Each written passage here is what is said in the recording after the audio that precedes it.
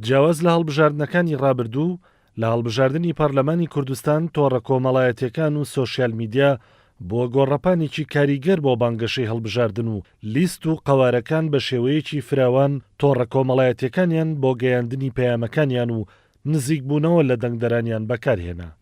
قوبات تاڵەبانی سەرۆکی لیستی 105 یەکێتی نیشتیمانی کوردستان بە گرنگیدان و بەکارهێنانی سۆشیال میدیا مۆدیلێکی تری لە شێوازی کەمپینی بانگەشەی هەڵبژاردن داهێنا.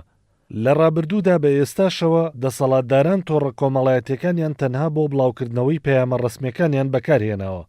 بەڵام قوبات تاڵەبانی جگە لە ڕاگەیەنراوە ڕسمیەکان وای کرد لە هاوڵاتیاندا نەبڕێ و پەیوەندی بەردەوامی لەگەڵیاندا هەبێ.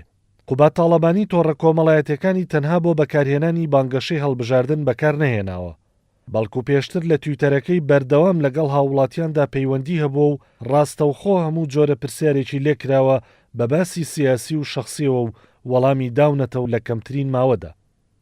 سەرۆکی لیستی 105 یەکێتی تۆڕە کۆمەڵایەتیەکانی فەیسبوک و تویتەر و ئینستاگرام بەکاردێنێت. لە دوایین کاریدا سناپچاتیشی دانا و بۆ هاوڕێکانی ئاشکرا کرد. هەموو هەژمارەکانیشی ڕەسمین و دانپێدانراون.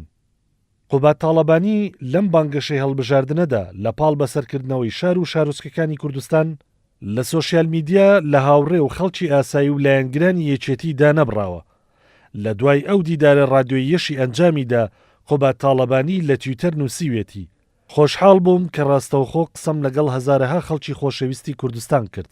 ئەوان دەزانن بۆ ئەوەی ئارامی، هەلی کار و خزمەت دەستەبەر بێت، پێویستە دەنگ بە یەکێتی بدەن.